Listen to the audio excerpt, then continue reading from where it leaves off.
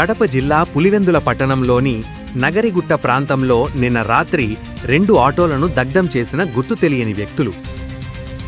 పులివెందుల పట్టణంలోని నగరిగుట్టలో నిన్న రాత్రి 12 గంటల సమయంలో శివ అనే వ్యక్తి ఆటోపై గుర్తు తెలియని వ్యక్తులు పెట్రోల్ పోసి నిప్పు అంటించారు.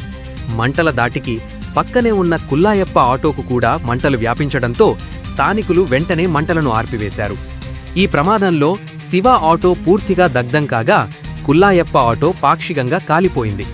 పులివెందుల అర్బన్ సిఐ సీతారామరెడ్డి సంఘటన స్థలాన్ని పరిశీలించి కేసు నమోదు చేసి దర్యాప్తు చేస్తున్నామని, ఘటనకు పాత కక్షలు కారణమా లేకుంటే మరేమైనా ఇతర కారణాలున్నాయా అన్న కోణంలో ఆరా తీస్తున్నామని పేర్కొన్నారు.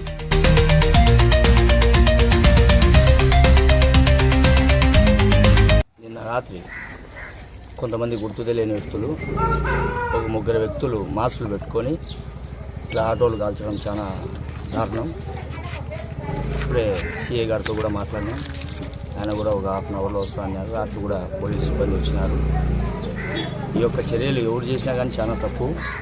వాళ్ళని పట్టుకొని, గతంలో కూడా కొన్ని చిన్నవి ఇలా జరిగినాయి, వాళ్ళని తీవ్రంగా శిక్షించాలా. ఎందుకంటే ఏదో ఆటో తోలుకొని పేదవాళ్ళు ఆటో తోలుకొని బతుక్కొని జీవనం గడపాలైంది.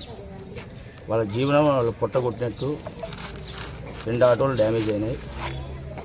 ఎవరైతే చేసినారో వాళ్ళని శిక్షించి వాళ్ళతో రికవరీ చేయించి చట్టపరమైన శిక్షలు వాళ్ళకి పడేటట్టుగా చేయాలా అని సిఏ గారు కూడా చెప్పినాము.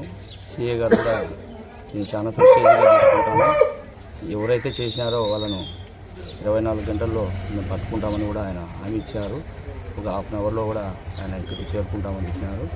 కాబట్టి ఇటువంటి పులివెందుల్లో ఎన్నడూ లేవు, ఇలా జరగడం చాలా దురదృష్టకరం. ఇంకోటి అంటే ఈ పిల్లోడు ఆటో తోలుకోవాలా, బతకాలా, అంతకు మించి తనకి వేరే మార్గం లేదు. కాబట్టి దీని మీద కూడా మా పార్టీ తరఫున కూడా కొద్దిగా అతనికి ఏదైనా నష్టపరిహారం కూడా ఇచ్చేదానికి మేము సిద్ధపడతాం.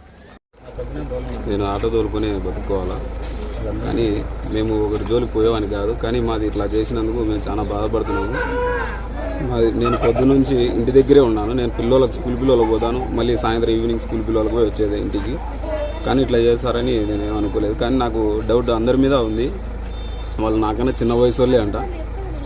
వాళ్ళ మీద కఠినంగా చర్య తీసుకోవాలని మేము కోరుకుంటున్నాము. మాకు తగ్గట్టు ఏదైనా సాయం చేయాలని అనుకుంటున్నాను. ఎప్పుడు జరిగింది? నైట్ 11 ఆ మధ్యలో జరిగింది. 11-10 ఆ మధ్యలో. మీరు అప్పుడు ఇక్కడ ఉన్నారా? నేను మూవీకి వెళ్ళాను. నేను 7:50కే బండి తెచ్చేసి ఇంటి దగ్గర పెట్టేసి వెళ్ళిపోయాను. ఎవరి మీద అనుమానం ఉందా? ఏమన్నా అనుమానం అంటే ఇప్పుడు చాలామంది అంటే ఆటో వాళ్ళ మీద ఉంది, ప్లస్ బయట వాళ్ళు ఉన్నారు సార్, చాలామంది ఉన్నారు. మేమైతే ఒక జోలికి పోలేదు, ఓర్చలేక అట్లా చేసినారు.